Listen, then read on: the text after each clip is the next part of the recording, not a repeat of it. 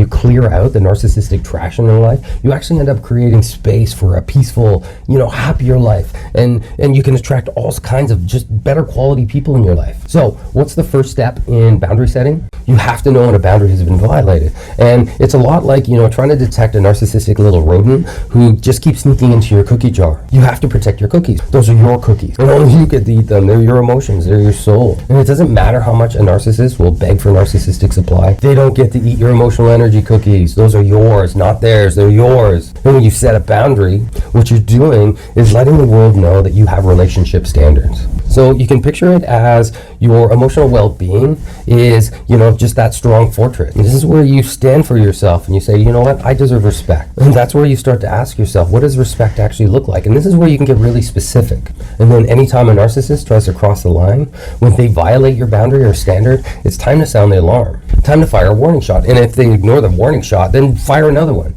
If they ignore that, then that narcissist needs to get the hell out of your life. Bye-bye.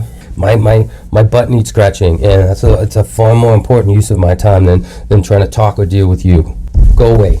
So here's a secret from my own life, and that's I seem to have had just a blind spot to narcissists and narcissism in general. And for most of my life, I didn't actually know what a narcissist was, much less how to protect myself from them. And trying to navigate a relationship with a narcissist is just kind of like, wandering through a foggy forest without a compass. Just find yourself bouncing off of trees and making mistakes and not even knowing where you are. Now, even with narcissists, there was always a few non-negotiables, like, don't mess with my car, don't even think about it. I set up the car the way I want it. You don't get to change anything in there. That's my car, that's mine. And it was great that I was able to set a boundary on that one thing. But what I wasn't was crystal clear on what I expected from narcissists on all other aspects of my life. I never took a moment to say, hey Miles, do you know why all these narcissists seem to be hanging around you? What is it about you that they seem to like? Nope.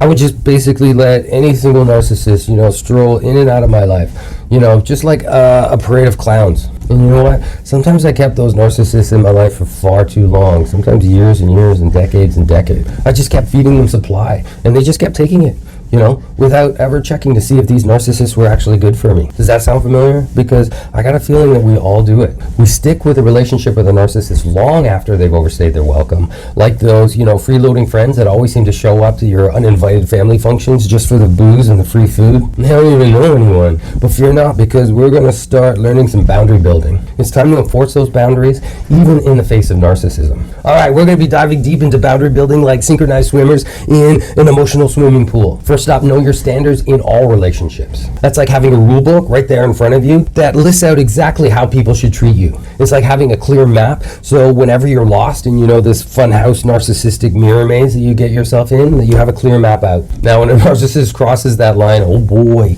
does that ever feel like your body is just going to be like this volcano just ready to erupt? It's going to be like anger and frustration and then maybe even sadness, especially when they all just come knocking on your emotional door all at once. Narcissists love breaking boundaries. It's like, narcissistic supply that's served up with whipped cream and then a cherry on top. I hope you like this clip from my boundary video. The link to the full video is in the descriptions.